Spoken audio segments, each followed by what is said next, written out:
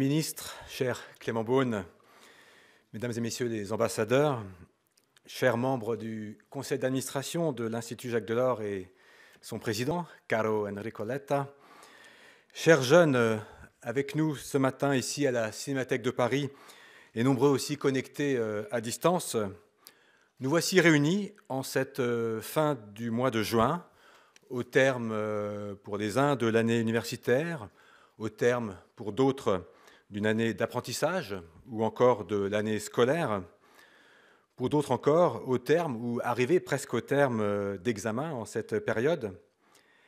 Mais d'abord, bienvenue à la 5e promotion qui arrive, elle, au terme de son parcours de l'Académie Notre Europe.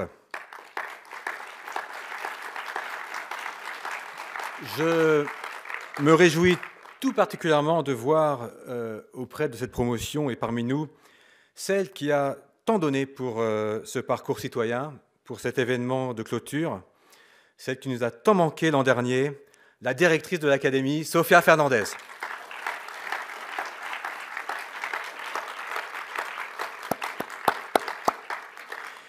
Mais nous approchons aussi du terme, en ce 28 juin, de la présidence française du Conseil de l'Union européenne.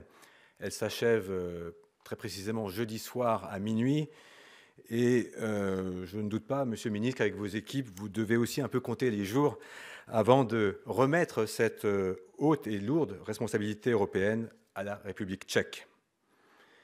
Nous sentons bien qu'au terme de cette présidence, nous sommes aussi déjà au seuil d'une Europe nouvelle, celle qui finira bien par naître de la guerre atroce et meurtrière en train d'être livrée en Ukraine, sur notre continent.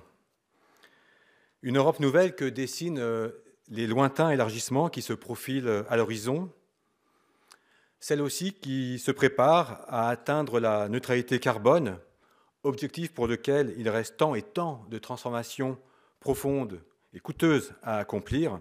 C'était l'une des priorités de la présidence française.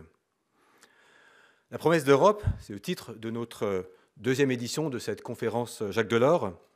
C'est celle d'une Europe décarbonée, d'une Europe élargie, démocratique, d'une Europe à nouveau réconciliée et en paix, d'une Europe où l'on puisse circuler en toute sécurité, avec ou sans pandémie, une Europe qui offre plein d'opportunités pour partir étudier, travailler, voyager, pour réaliser ces projets. Et je remercie tous les acteurs présents à notre forum sur la mobilité qui informeront cet après-midi sur les diverses possibilités offertes.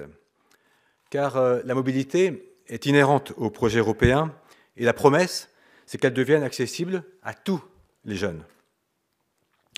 L'Europe ne doit pas être une fausse promesse, c'est peut-être la seule vraiment qui nous reste, l'Europe.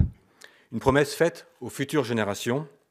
Et je voudrais à présent appeler celui qui, chaque jour, s'efforce d'honorer cette promesse, qui lui est fidèle depuis ses jeunes années au Collège de Bruges jusqu'au Quai d'Orsay, en passant par Bercy, Matignon et l'Élysée au service du président de la République. Celui qui veut tenir cette promesse européenne comme député national, député de Paris, où il vient d'être élu. Celui que d'aucuns considèrent déjà comme une vraie promesse politique. J'ai nommé Clément Beaune, que j'invite à me rejoindre à présent. Merci, Monsieur le Ministre, de bousculer votre agenda pour être parmi nous ce matin, au terme de votre présidence européenne, au seuil d'une nouvelle législature et dans une Europe encore pleine de promesses. Merci.